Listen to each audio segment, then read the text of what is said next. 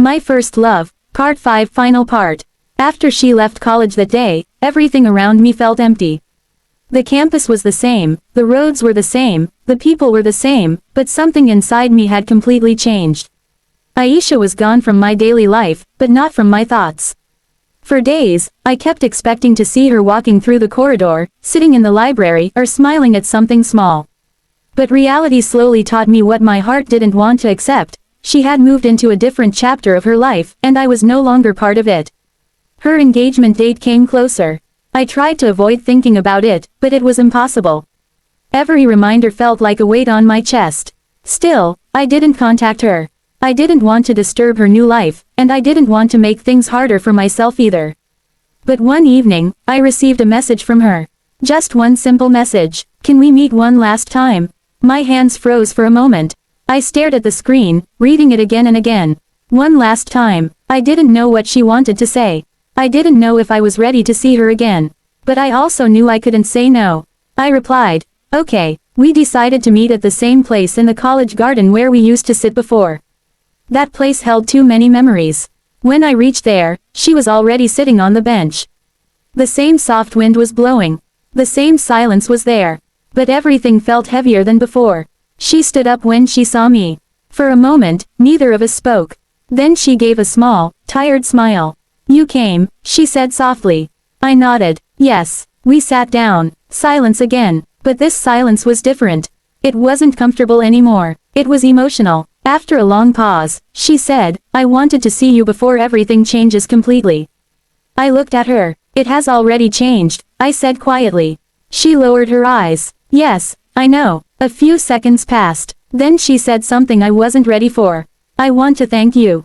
I frowned slightly. Thank me, she nodded. For always being there for me. For understanding me. For never forcing me. For respecting my life. I stayed silent. She continued. You never made me feel pressured. You never hurt me. You just cared, silently. Her voice trembled slightly, and I always knew. She stopped for a moment. Then she looked at me. I always knew what you felt for me. My heart stopped. For a moment, I couldn't breathe properly. I whispered, you knew. She nodded slowly. Yes, I knew. I looked away, trying to process everything. She continued softly, but I was afraid of hurting you. Afraid of what to say, and afraid of what I couldn't change. There was pain in her voice now. I finally asked, then why didn't you say anything earlier? She gave a sad smile. Because sometimes knowing the truth doesn't change the situation, it only makes it harder. That sentence stayed in my heart forever. We sat in silence again. The wind moved gently, as if it was also saying goodbye.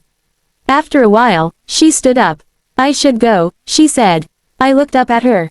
Take care, I said quietly. She nodded. Then she paused for a moment, as if she wanted to say something more. But she didn't. Instead, she simply said, thank you, for loving me. And for the first time in my life, I had no words. I just nodded. She turned around, and slowly walked away. This time, I didn't stop her. I didn't call her back.